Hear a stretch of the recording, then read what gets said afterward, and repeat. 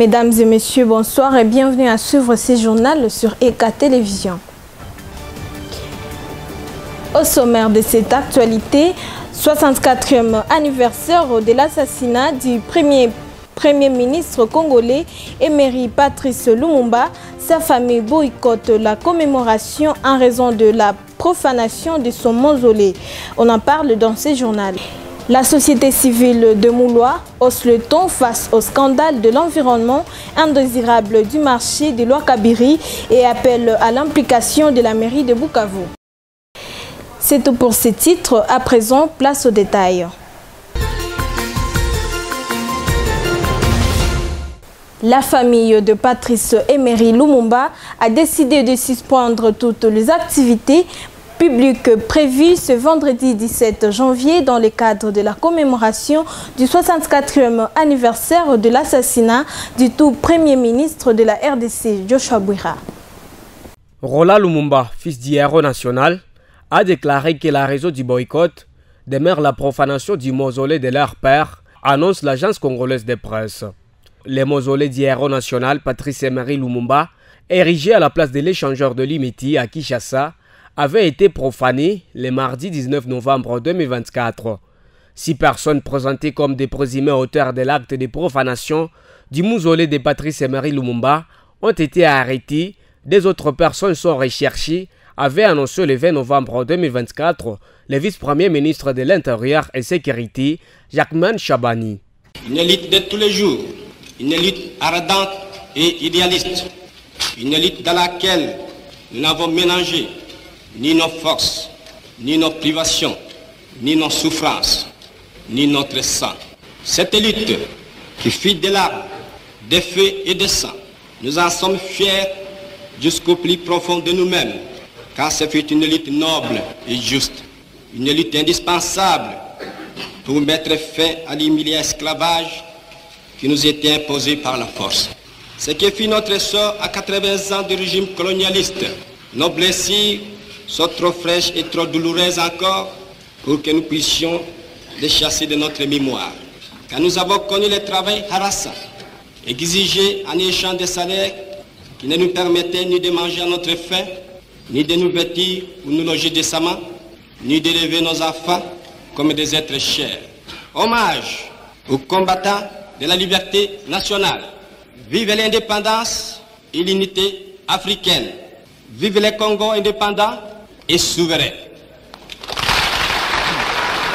Père de l'indépendance de la République démocratique du Congo, reconnu pour sa détermination à défendre les droits des Congolais, Lumumba reste jusqu'à présent gravé dans les mémoires des Congolais. Et la société civile noyau communal de Moulois, dans la commune de Bagira, appelle à l'assistance de la mairie de Bukavu pour l'assainissement du marché de Loakabiri. Elle a fait au cours d'une interview qui nous a été accordée ce vendredi 17 janvier 2025. Agathe Moudekireza.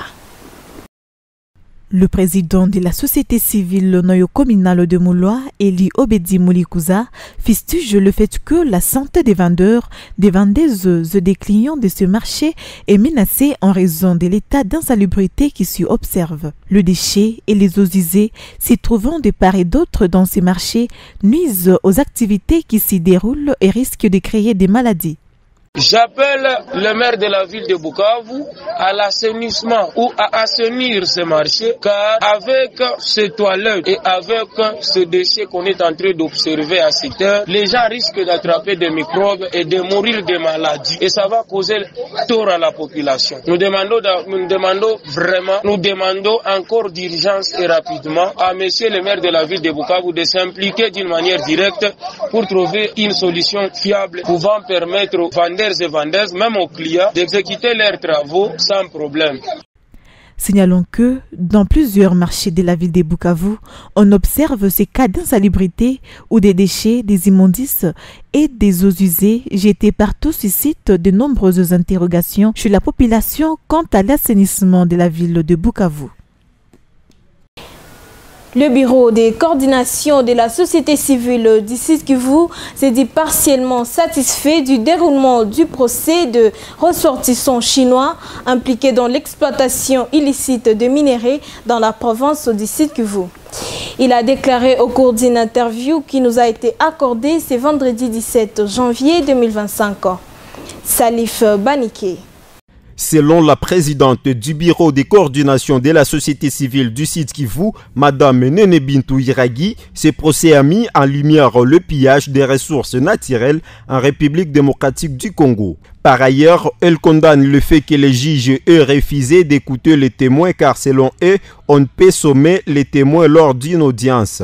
Cet acte a été un des ratés du procès car aucune autorité des organisations minières, notamment la division provinciale des mines, le FARDC, etc., n'a été impliquée, ajoute-t-elle. On ne peut pas imaginer un seul instant que de Pékin à Karembo ou à Lugusho à Kitutu, des gens arrivent, ils travaillent depuis 4 ans dans un site minier sous la protection de l'État congolais et que l'État ne soit pas au courant de cette question-là. Donc pour nous, un des ratés de ce procès-là. Aussi, l'autre raté du procès, c'était que les Chinois ont tout fait pour cacher l'identité d'appartenance à une société minière. Ils ont dit qu'ils étaient des négociants, des simples négociants. L'article 27 du Code minier ne reconnaît cette qualité qu'au seul Congolais. Alors, le tribunal devrait fouiller davantage pour poser la question qui leur a donné la qualité des négociants, comme ils ont prétendu l'être. Et aussi, ils ont prétendu qu'ils ne connaissaient pas la législation congolaise. Alors, on les a trouvés,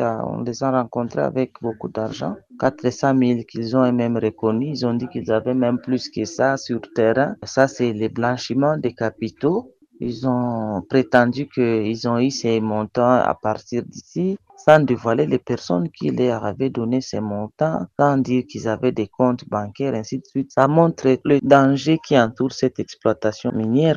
À noter que, depuis l'audience concernant ces 3 ressortissants chinois, plusieurs réactions aléatoires se sont élevées de la part de la population et des mouvements citoyens. Voilà ce qui met une virgule à cette session d'actualité. Mesdames et messieurs, merci de nous avoir suivis.